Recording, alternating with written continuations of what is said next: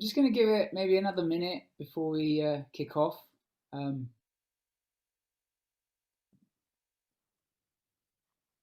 Whilst we're waiting, perhaps I can give those who have joined and weren't part of the previous session. This is a follow-up session from a series produced by Emerge IQ, Data Science and AI as a Service organization on data science and AI for company dummies. The intention is not to brand companies as dummies. It's mainly to outline the fact that this is still an area of not particular expertise within a lot of organizations, and hopefully we can expose the simplicity of actually achieving data science and AI within organizations as a result of this series. By way of introduction, my name is Mizan Rahman. I am the CTO and co-founder of Emerge IQ. We founded Emerge IQ 2 years ago to solve a very simple problem. The SME market are lacking in expertise and technology facilities to carry out data science and AI as a service.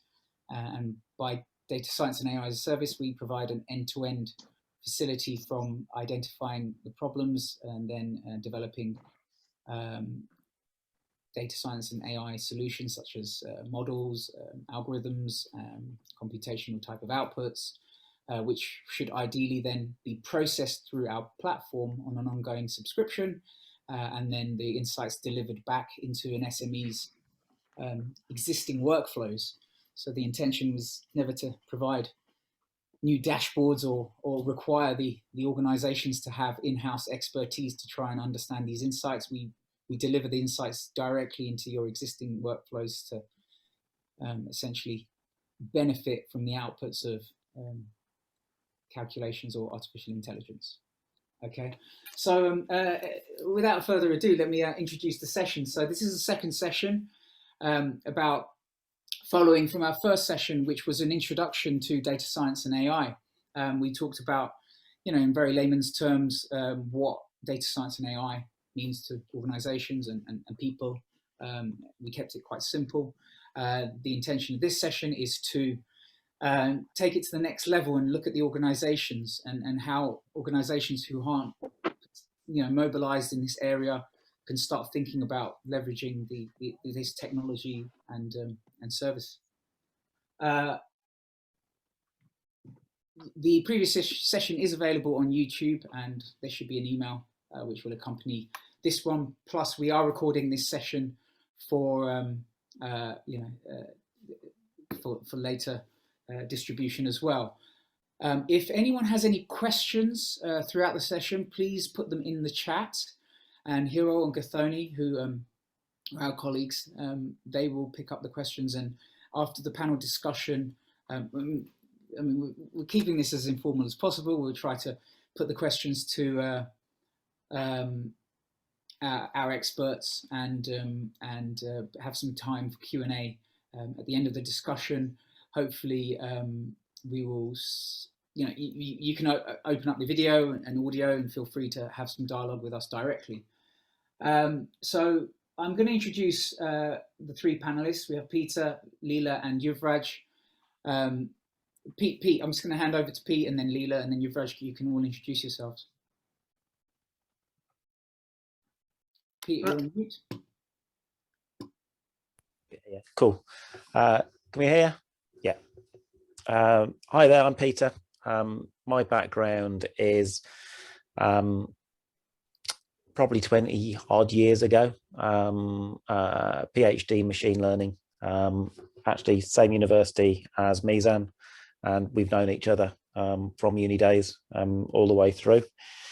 I'm the CTO and co-director of Acumed Consulting, but we support Emerge on quite a few of the products and projects in various areas of kind of algorithmic work and technical design work and other pieces in terms of the support.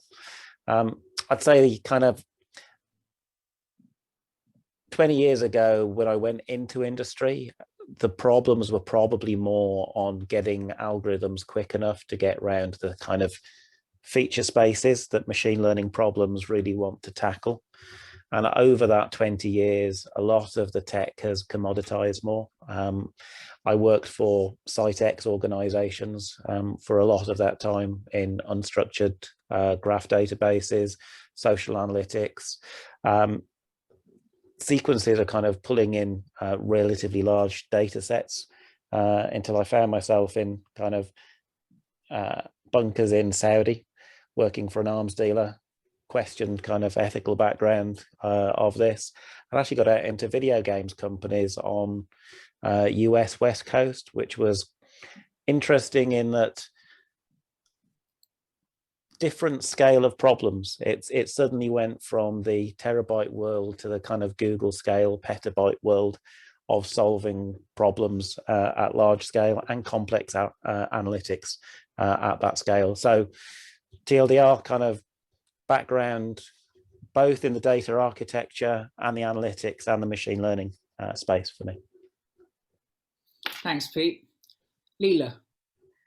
Hi, everyone. So same as Pete, 20 years, not in machine learning, but in the financial and banking industry, where I basically, my first experience in finance was with the fidelity investment in the fund industry.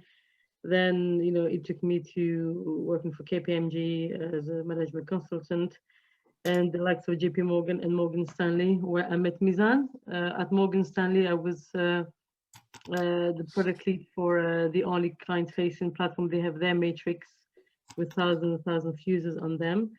So my experience is mainly within the project/product management. And recently, last July, I joined Funds IQ, a new venture, a wealth tech that is going live imminently now, where the use of AI and machine learning is really at the front of what we want to do. Thanks, Leela. Giovraj, over to you. Sure. Hi, I'm Giovraj. I'm a computer science engineer by background who was kind of interested and wanted to pivot my career towards business. That led me to pursue MSc Finance at London School of Economics. I joined Emerge IQ as an intern, in fact, last summer, and currently helping in the Funds IQ project as a business analyst. Okay, cool. So, we've got a bit of a diverse group of experts and involved people in this space. So feel free to put the questions out into the chat, and we'll really do our best to facilitate any kind of Q&A that you have over the session. So I'm just gonna, the format is we're gonna just put some questions out to them, and then we'll have some discussions around those respective questions. We'll have some slides running in the background as well. Hopefully that will provoke some Q&A from everyone on the call. And the intention is really, come the end of this, to provide at least some good grounds of understanding around how an organization can mobilize a data science and AI strategy. And that actually feeds us really nicely into what we hope will be our last in the series of these sessions, which will, if people attend, it will be a workshop session where over the hour we are intending to do a number of exercises for people on the call, so that we come the end of it, bearing in mind that the previous two sessions, we'll be able to have, take away a kind of a 1 or 2 pager output of how they could, of a strategy specifically for your own organization. Very high level, but it should give you some sort of, food for thought on how you as an organization can actually go ahead and make things happen. Okay. So, speaking of that, Pete, let me share my view, and could you tell us about, some of the key steps in your experience an organization needs to think about when thinking about data science and AI? Cool. Yes, and as if by magic, we have a slide to look at it. In the last 5 years, I think I've built 3 to 4 different teams doing data analytics, insights, and AI in patches, not all AI projects.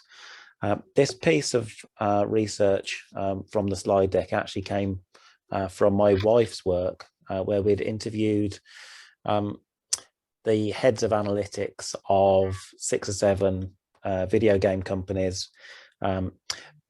Video games are interesting in that they're digital first, so everything's recorded. Other organizations, I think, have additional projects in terms of doing the digitization step in the first place, in terms of getting to the analytics. And there's a second step in this, but this is really the kind of outcome of that. There's definitely a very large potential value, but there are lots of kind of ways to get tripped up in terms of what you can actually deliver from that. So this is kind of the UPS model. So I'd actually say one of the key areas there is, are we able to action the findings? I found many a time where people are interested in something, but there isn't a decision that will have a material impact on the bottom line for the organization that is going to be informed by that decision. And in terms of one of the most profound steps, it's the are we wasting our time step. And it's so actually understanding, can I action it? What will be the benefit when I do action it? I think is actually pretty powerful. And those come into the kind of business and organizational priority.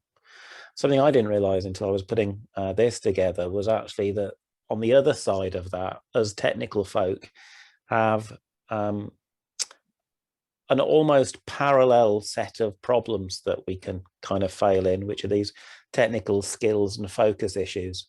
And so the top comes down from the priorities, the bottom of this ladder comes up from, do we have the right data? Do we have the tech resource? Then do we have the sufficient analytics and craft to do it? Once we've done it and we know the answer, can we share it in a way that doesn't get misinterpreted so that the correct decision is made from the answer? Then kind of, are we asking the right question, and is the organization able to action those findings? I mean, taking even a step back, that thing about, is it even worth pursuing? What in your mind is a single question an organization should be thinking about, before they even embark on, looking at the right data and whether they've got the resources?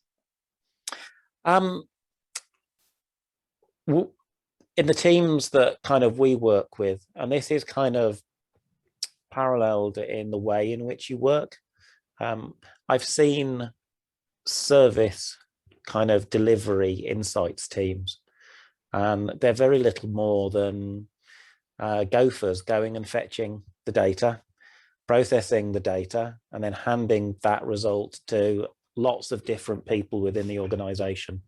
And they don't know what's happening with it. They go and fetch it from the repositories and they pull it out and they kind of give a bit of an answer, probably without a full understanding of the problems that they're actually trying to solve. I think this kind of comes into a question a bit later. That model it's almost not insight. So thinking of kind of facts, insights, insights is where you're kind of analyzing things, coming to a high level of view of something, enabling you to then kind of move the business or the organization forwards in some direction. Rather than just reporting. And that's almost a bit more consultative. It really is. If you just do the service model, you see the teams never quite having the time to do the insights that will actually move things forwards. Yeah, that makes a lot of sense. And that is quite key when it comes to data science and AI. This is fundamentally not just about reporting. This is about trying to find tangible insights and outputs from, you know, various data sets and opportunities to help drive, you know, revenues or changes in the business, or, you know, really, you know, even make better decisions. And that kind of segues me into the next question to Leela, where you can maybe add to the last one about what an organization needs to be thinking about. But, you know, why is it important with the Funds AIQ example, why is it important for organizations to embrace data science and AI, in your opinion? Well, from a generic perspective, I think the answer can be wider than what we do for Funds IQ, which is fund performance and fund selection. I think generally people would adopt AI to enhance features or functions and also improve the performance of their products. And you can also use it to optimize internal business operations. I mean, there's so much data sitting in any type of organization, not only banks, but also manufacturing providers. You know, maybe an entity like NASA. I mean, the data is there. And so what do you do with it? Then there are many things you can basically, many use cases that can be applied to. You can, for example, in terms of efficiency, you can free up time from the workers, so they can maybe dedicate their time to a more productive and creative task than repetitive and donkey work, I would say. You can also use AI for a better decision making. You know, very often senior management, they make decisions just like finger up the air and then let's do it now. But if you look at the data is showing you this is where you need to be looking at, and this is the decision you need to be making based on what you have. It's like you said, it's tangible. It's not just like emotions or politics, you know. So AI can be applied in many ways. And of course, you know, we saw this means when we were at Morgan Stanley. You can optimize also your external processes. You know, when we used more intuitive marketing tools to push out campaigns to a certain type of clients. And so if you add to this machine learning, obviously you would learn more about client behaviors and needs and etc. So to go back to, these are only some examples, and you can also be looking at, you know, going to maybe explore new markets. And then how do you do that? You know, you can look at some insight, you know, some press or something like this, but you can also look at what the data is saying. So you can maybe purchase some alternative data feeds and say, okay, you know, I want to open a branch in Doha in Qatar, but I don't know anything about Doha. So maybe instead of going there on holiday and meet some people, you can actually purchase some data and see what people are doing in Doha. What are they buying? What is it they like, and etc. So Funds IQ, to go back to this new venture, Funds IQ. So we are focusing on fund performance, and how do we do that? Basically, the use case is strong. So we have, first you start with the strong use case. You need to start maybe with the senior management that has an intake in new technologies, because a lot of time you try to build something, but the management doesn't have any appetite for new technology, which is actually a bummer, because you need a strong sponsorship. So in the case of Funds IQ, the drive is there, the use case is there. We want to create a tool that that delivers fund performance in a way that is transparent, ethical. So AI is used because how many funds do we have around the world? It's thousands and thousands of thousands. So Miz and his team and Peter, they can basically handle this volume of data, and using the data, they can tell you okay, using our formulas that are secret formulas, the first secret formulas, we can say basically we know for sure based on this data that in this particular category, these funds is the best you can get. And then you can add layers such as ESG filtering and etc. So again, this is not something that can be done efficiently by humans, manually, because we know now that a lot of fund selection is done in a very biased way, I would say, because as a wealth manager, you tend to push out products out there to your investors based on the relationship you have with the fund manager. So do you really have the final client's interest at heart? This is what Funds IQ is trying to do, is we want to put some transparency around what fund selection is and provide clarity on how the best funds are selected. Yes, so the transparency, the ethical side of it. And we wouldn't be able to do that without the use of AI. Like I said, we need a team of data scientists, talent to basically look through all the different markets, different categories or universe of funds to extract the funds that consistently beat the market. And when I say beat the market, we are talking active funds versus passive funds. And this needs to, it requires basically technical skills that a traditional wealth manager doesn't have, because we know what they do is they lunch and they do dinners and they rub each other's backs, and then the end client, the investors, may not get a slight percentage, and this is serious money. Exactly. We're talking your retirement plan, you're talking your kids studies money, you're talking saving on your next house, and you put your money into their hands, but do they have really your interest at heart? So this is what we want to do, Funds IQ, and AI and machine learning is really key and crucial to deliver. Just to interrupt there, and that really echoes the importance, I think, of this technology, because in the case of Leelas platform, it's an ethical platform. It's by using data science and AI and being able to process the tons of data that get put through the system. It's kind of normalizing it and creating a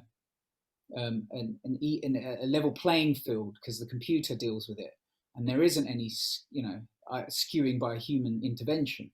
And in that specific space, it's a huge value. And from what we understand, we're the first and one of the few people in the world doing that type of processing right now in the fund space, because it is unfortunately somewhat a legacy sector.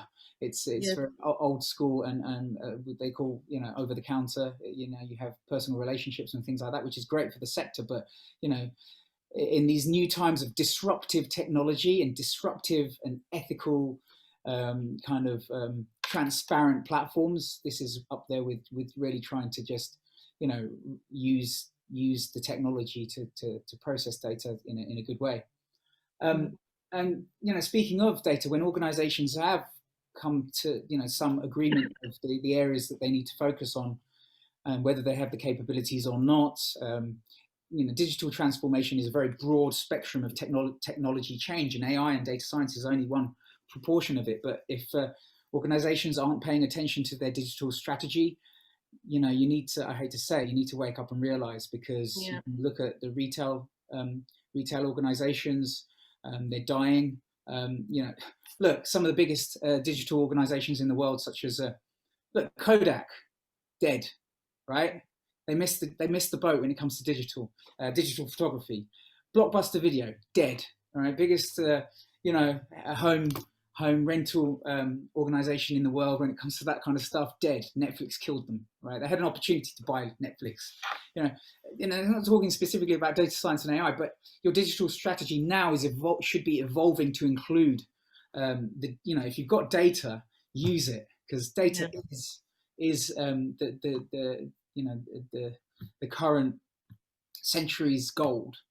To that point, Giovraj, in your experience when it comes to actually gathering data, how have we got data? How do you get data? If in the case we're embarking on a new project where we don't have the data, what tips have we got for organizations to think about that? So you've actually ended your question on a very good note, where like data is the currency here. And I recall our business plan for Emerge IQ having data is the oil for the 21st century. So in terms of finding data, I would say it really depends on what kind of project we are looking at and what the objective is. But an ideal first step would be to start looking for data in-house.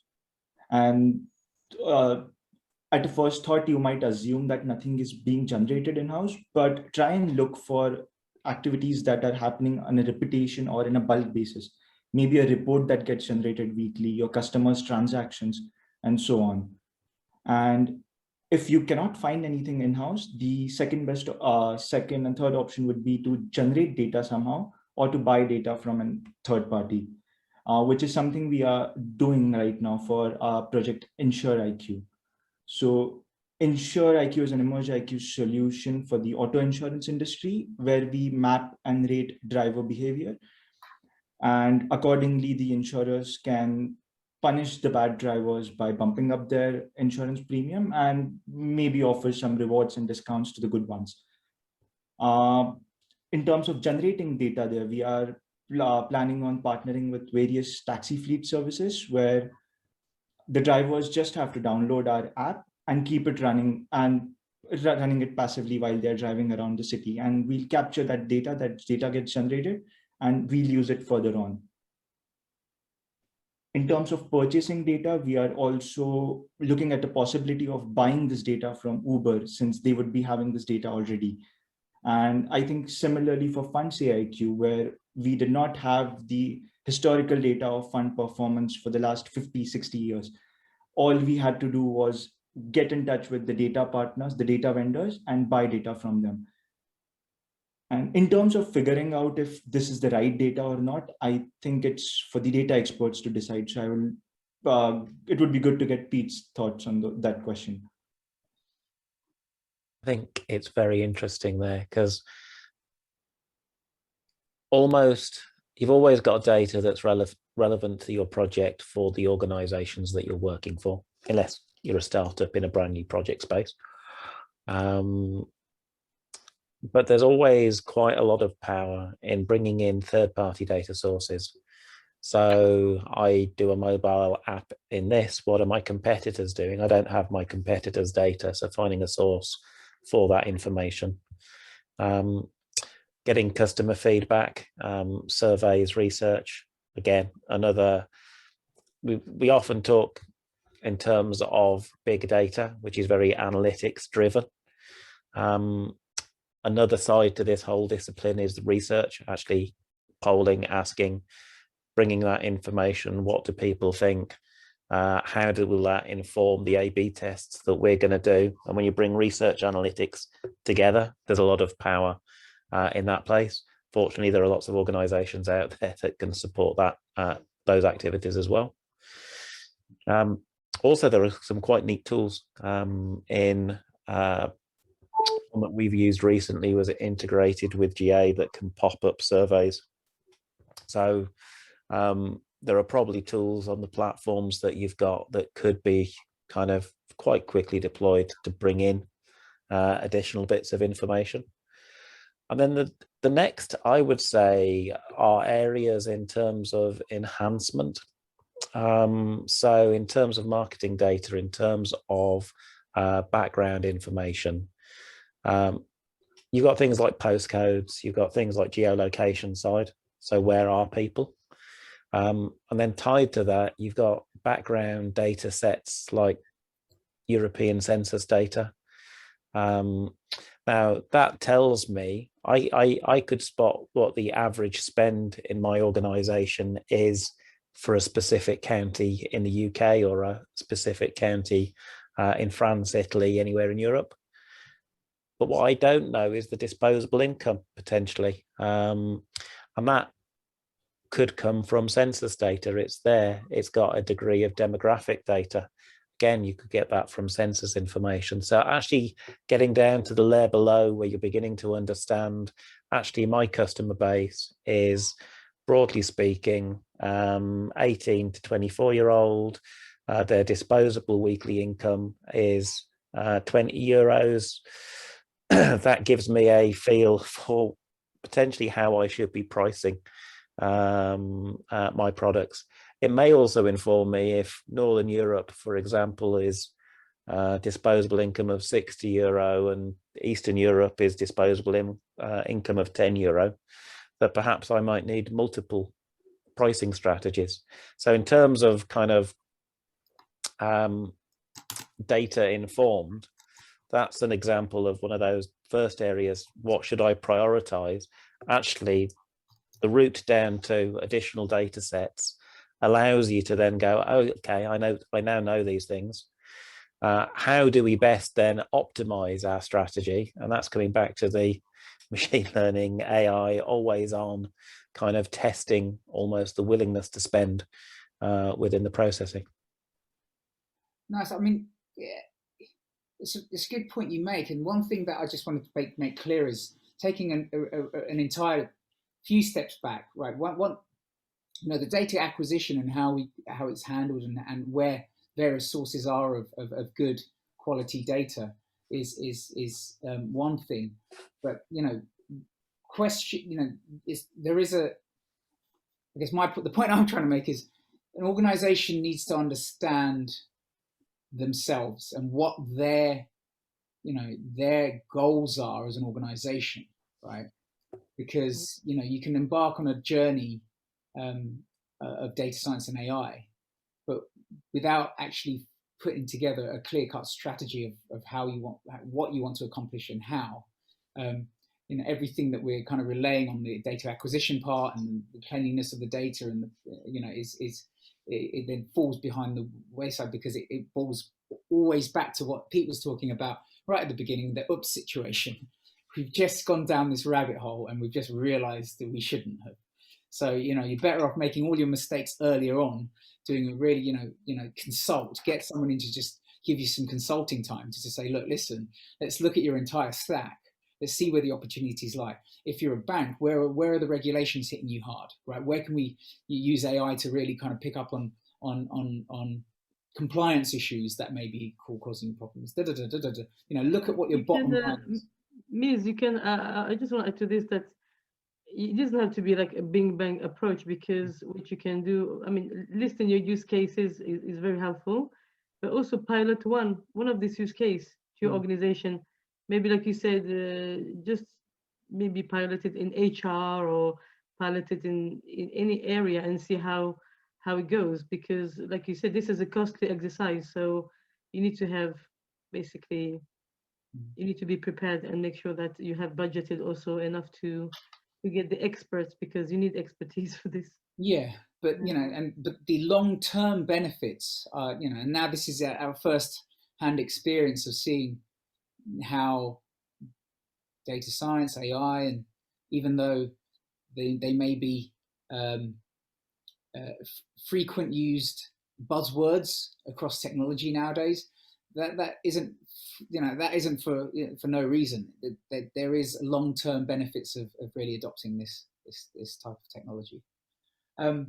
So going, I guess with Pete, you know, what is a, you know, how would an organization look at what they already do and with the data they already have and know how to capitalize on it?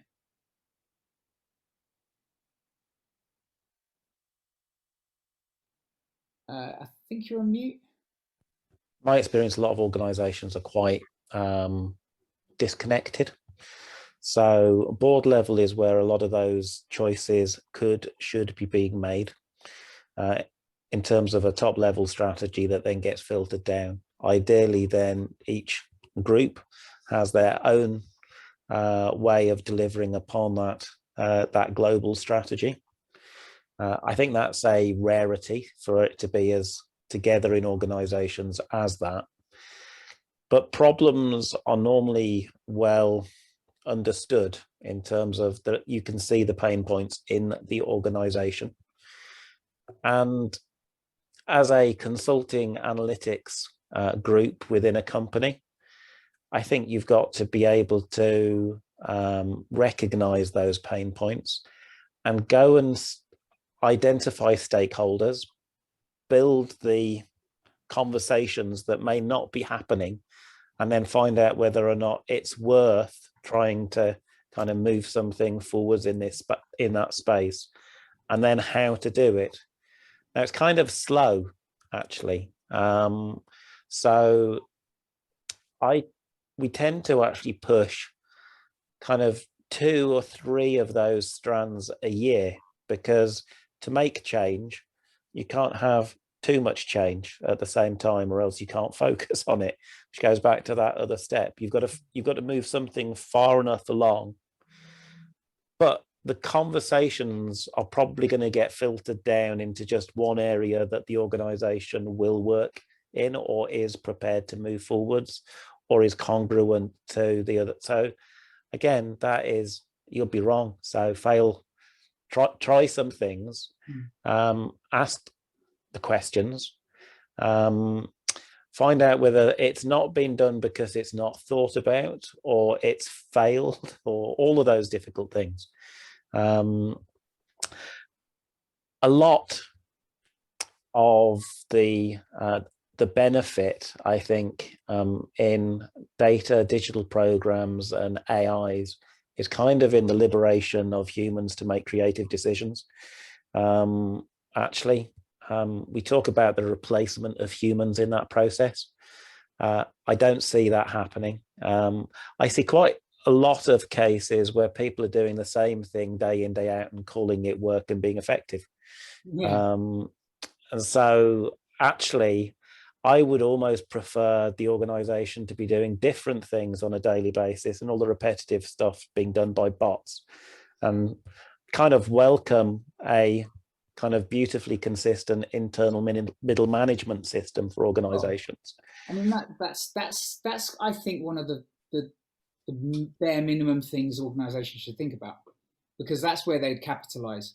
Because imagine the magnitude of money spent operationally on organizations just having hired hands running very repetitive things, apart from, of course, the highly skilled required hands. And not to take away the fact that these repetitive jobs may have an element of skill, but those people are probably better spent actually doing more skills, because once they get into this repetitive cycle of stuff, their human capital is not being used as far as we can see. So you take them away from that, automate it, use machine learning to constantly learn from any changes in the environment on an ongoing basis.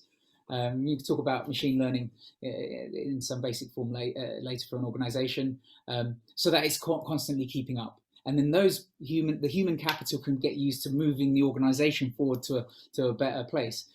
People worry about AI and data science doing people out of jobs. No, the intention is, well, no. How about getting people to do a better job? Can I add something? I read the General Electric, actually, in the US. They invested up to, they made a saving of $80 million just using AI. So what they did, basically, they looked into the suppliers' data. So they got better at basically buying the supply. And by doing so, they eliminated redundancies.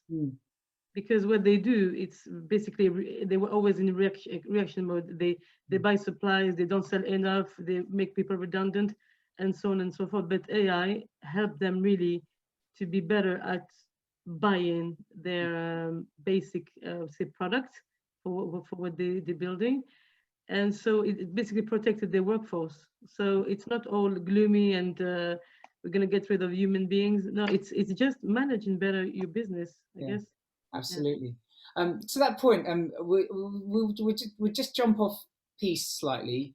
Gathoni, we're going to put a poll out to everyone here. So if you can kindly respond. They're just 3 simple questions. We're just putting it out there just to understand what kind of situation organizations are. And with if you're the handful of Emerge IQ people, who go ahead and answer as well if you want. But the question 1 is: do you have a basic understanding of data science and AI concepts, be it as an individual or an organization?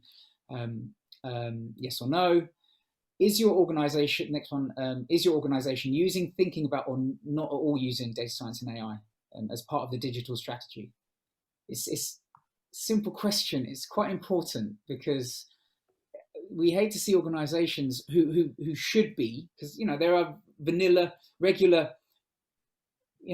market stall organizations who don't need data science and AI as an organization, but law firms and insurance companies and finance companies and other SME organizations, which are very service based and have huge amounts of data and customer kind of engagement. They are, in my opinion, they need to start waking up and realizing the value of the efficiencies that can be brought with this stuff. So, perhaps answer that question. And then, does your organization have any expertise? So, that's quite a key thing nowadays, because people shy away from the spend, right? And that's understandable, because a data scientist, including Pete and some of us, they don't come cheap nowadays, because they're the new, they're all PhDs. They've invested a huge amount on their well, not just PhD, but they're very highly educated. They're doing stuff and investing in themselves over time to really understand an area of technology which has historically not been as focused on. I can talk about the AI winter. We talked about it in the first session. For a number of years, due to lack of processing computational power and resources, even though the mind, the people, the brains of the outfits had the ideas to actually make AI and data science more capable, they didn't have the computational power to do it. But now we have, right? So costs are reducing a lot. So what kind of does your organization think about that? Okay, it's 3 simple questions. If you could answer them. I don't know, Gathoni, if you're seeing a. We have 10 out of 14 responses. So if everyone could just respond, that would be great.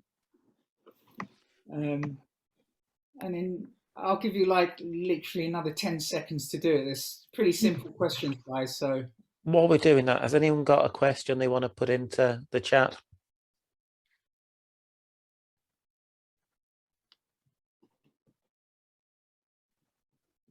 No? Well, okay, if not now, then we openly encourage people to do so. Otherwise, I'm just going to keep throwing out questions in the hope that maybe we're covering things that are useful for those of you who are attending. Okay, Gathoni, what are the results looking like? So far we can see about 83% of people have a basic understanding of data science and AI concepts. Okay, and for question 2, about 50% of the people here say that the organization are using data science as part of their digital strategy. 42% are not using, and 17% are thinking of using. Okay. And for the last question, we have 50% as well say their organizations have the energy to do data science and AI, whereas 25% say no and 25% say maybe and don't know. I mean, that sounds about right, and it's actually very encouraging, right? Of course, there's a small sample on this call. If organizations are thinking that way, then we're looking, it's it's great that the concepts are clearly now understood.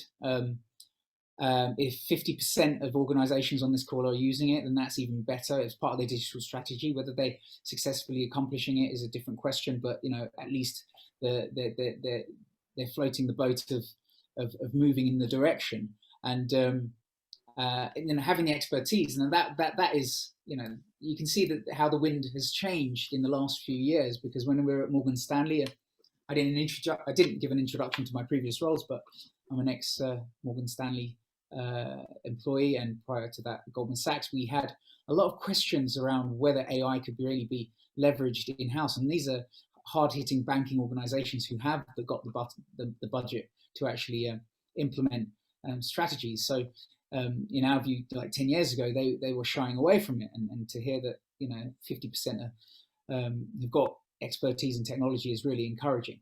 For those who don't know, or maybe you don't, it's worth escalating and understanding whether there is a sentiment in your organization to actually do this. We actually had a call, I'm going to segue slightly, with our own team this morning. We openly encourage, and I learned this, it's a testament to the, I think, the teaching of Goldman Sachs as an organization. When I joined that organization, they really openly encouraged their employees to be entrepreneurial, and even though they may not find the budget to facilitate all the ideas in the world, they certainly listen to them. So within the first few months of my being there, I was getting encouraged to put pitch decks together of some of the ideas I had, right? And some were data driven, and to change the way organization worked in certain aspects.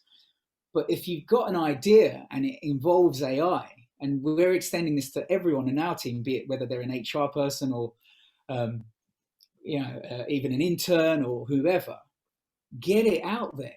The intention is the first thing, and then secondly, you'd be surprised with how many of these intentions end up being fantastic ideas. All of the AI that we have developed, be it a POC or an actual applied solution, was literally just an idea. It was a napkin conversation, was a conversation in a cafe with someone, and it's come to fruition, right? And it's with lacking that creativity and that ambition is sad. And for those who don't know and stuff, go ahead and if you think you've got some good ideas, don't be afraid to take it to your seniors and then try and get some sort of escalation to say, look, I really think you can impact the business by that. Okay, sorry, I went on a bit of a rant there, but we've got 10 more minutes, so I think we can close on the last question in two. Pete, what do very high level, what do organizations need to be thinking about to implement, be it an in-house AI, data science kind of technology stack, or a facility, and if not, what should they be looking at externally? And then we can close on Giovraj, talking about how teams can implement processes to make what Pete perhaps you can explain. Okay, I would say, you mentioned it before, be problem led, priority led. If the human does not understand the problem, they're unlikely to craft a feature space that solves the problem. And so we talk about machine learning and AI. It is entirely derivative from the human's feature engineering abilities. So on the AI side, and I think just general business, priorities and problems are king. Get those convergence. The idea, kind of spotting and solving the problem that exists, and the tech skills are then, I think, normally the easiest part of that process. So you've got all of those. The issue then tends to happen is that you've got a capable and skilled resource that could do so many useful things for you that you don't give them the time to actually do the insight piece. I've seen cases where actually you've got your key data science with the ML background who's almost then supporting and building the tech stack as well. consider whether you think that's a different skill and whether you could buy that piece in, whether or not you need the same resource. Is there a more efficient way of doing that piece so that the person who's good at making the models can actually focus on getting the models and the insights? And that is tied together with that previous problem around the focus around service delivery versus is that group going to effectively provide the internal consulting that helps you to move your business forwards? I think it can depend on where you are in the product roadmap. Eventually, I think that you can do both in the same way that a large IT help desk has the help desk, but can go all the way through to the tier 3 to provide consulting. But you're unlikely to start with 200 in your insights department. You're likely to start with 2 or 3 people. And to get the best out of them, you've got to be tactical and really focused on what you're going to deliver. Leela, is there anything you want to add to that before Giovraj closes on what a team needs to be thinking about to implement their own processes? No, I just insist on the importance of having the management on board with what you are intended to create, because it's a new technology. It requires sponsorship, I would say, to carry the work to let's say in our case to go to market. So yeah, you need to, as an organization, look at your use cases, prioritize the use cases that you think will have most impact probably, and pilot, start small and then go big, basically. Okay.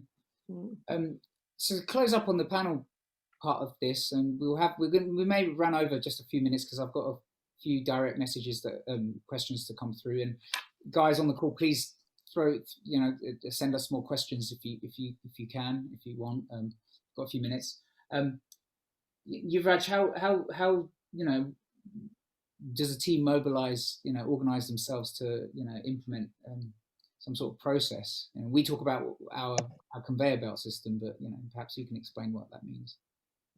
A very obvious answer here would be you need a team of data scientists, data architects, cloud computing experts, and a good project manager. And if you want to build an app or a platform, add UI, UX designer, and front-end developers to it. But despite being obvious, it is difficult and most likely expensive. A less obvious solution, but a simpler one, would be you need a data science and AI as a service company. Nice. And the comparison here, it's sort of it's a decision that each organization needs to take on a basis of, say, a cost benefit analysis. But most of the times it would turn out that partnering with a data science and AI company is better than having an entire team in-house, both in terms of time commitment and the financial capital you're going to have to spend. Yeah, that makes perfect sense. The customers that we do have, the prospects that are coming on board, their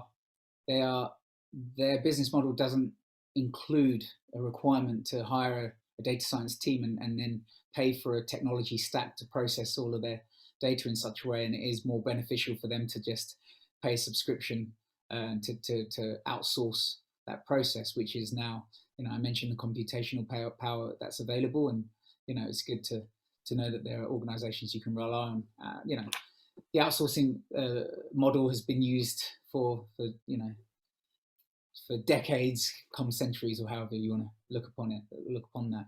I'm going to put would just add one more point as to how this is very relevant for SMEs. So as someone who's been born and brought up in a medium-sized family business, we do have a lot of conversations around digitization or implementing data science in AI. But the question was always, how expensive will it be to implement the solution. And that is why the discussion never went forward. But those discussions is exactly what led to a data science and AI solution called Hotels IQ, which I had proposed to you, Mizan, long back. And these are some situations where it's always good to consult with the experts, see what their thoughts on it, and instead of making assumptions, get a more expert opinion on the realistic budget of the solution and the impact it will create. Absolutely, makes a lot of sense. Okay, so we're going to run over slightly. I'm just going to put a couple of questions out there. It's 3 o'clock. Thank you, Mr. Clockman. Okay, this can go out to anyone, so feel free to chime in. How do we pitch using AI as a business to a board? So yeah, it's the point about escalation. Maybe Leela, I'll put that to you. How would you pitch, or in your experience at Morgan Stanley, we have to do it quite a lot. Well, it's not just like the pitch needs to be super tight, I would say. You need to almost provide, I would say, a commercial proposition, because like we said, it's a costly exercise. So you need to make sure that whatever budget you will be allocating to the exercise, you need to have some returns on it. I think you need to, your pitch needs to include all this consideration. You need to make sure that it's commercially viable, that you just not like, it's not just implementing something cool, but you need to see some benefit. And unfortunately, in the financial and banking space, the benefits always translate in money. So this is all I can say. Your use case needs to be, you need to take into consideration maybe improving some kind of process or getting to a new market or something like this, but it will always need to translate into making money. Thank you. Yeah, that's good. That's the most. It sounds a bit approach, really. It's a very pragmatic approach, right? You need to have that sponsorship to be able to move forward, right? Pete, how easy would it be to integrate AI solutions into existing business practices?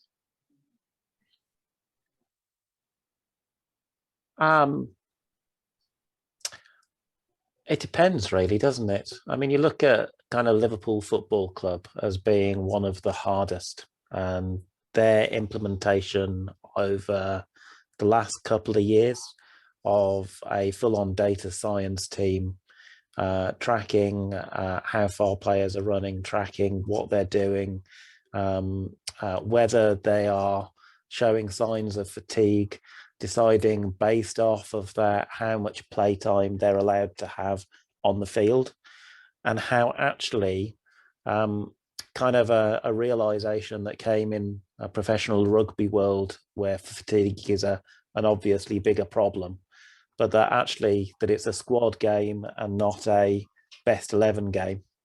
And how do we optimize given that the squad that we've got leading to the success? So it's an area where you'd say, actually, it's not the 11 men on field. They have had their behaviors fundamentally and subtly changed to make them better. And I think that is actually quite a good metaphor just generally in terms of the business decisions that are being made for organizations. It's about the talk is around data driven. I'm a bit anti the phrase in that it's data informed. There is still a role for the human to go, actually, it says this, we're going to ignore it, or it says this. And the reason I say that is from video games world, you have lots of copies of Candy Crush. We don't need lots of copies of Candy Crush. There is a fundamental creative leap that needs to happen to make a different good game that somebody needs to buy. Yeah. We don't need derivative products of other products to kind of move things. We actually need the creative step. So that part of data informed is data can lead you down the wrong paths, and being able to go, actually, that's not the right thing. That's probably something wrong in the way it's been trained. It's something wrong in the process that's in there. And so they need to be, models need to be watched to make sure that they're making the right decisions and doing the right things. They lead to more consistency. They lead to better decisions. They lead to an understanding of an organization. I think Leela mentioned it earlier on, people making decisions with the finger in the air.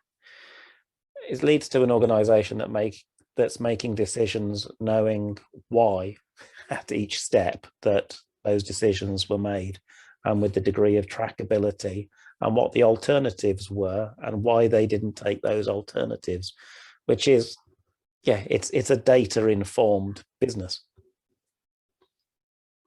Thanks, Pete. I think, yeah, it is data-driven decisions and informed businesses, and that's it. So, when you are integrating, AI and data science, ultimately that's what you want to achieve. I'm gonna close it there. I'm just gonna do some closing comments. Feel free to reach out to Emerge IQ if you have any questions. info@emergeiq.com. We're happy to forward through any of your inquiries through to Pete and Leela, Giovraj and whoever. Firstly, thank you for everyone for attending. Pete, Leela, and Giovraj, really appreciate your input and contribution. We're going to have another session, which I explained at the beginning, the final of the series, where we hope that it'll be very workshop based. So you will be, hands-on and hopefully putting together some sort of high-level strategy for yourselves to, take away from the session and perhaps develop some sort of output. If you can, I'm encouraging everyone to go to our Emerge IQ website and company page in LinkedIn and sign up and follow us, because we've got a lot of cool stuff coming up. Stay in touch. I look forward to everyone joining the next session. Thank you very much, everyone.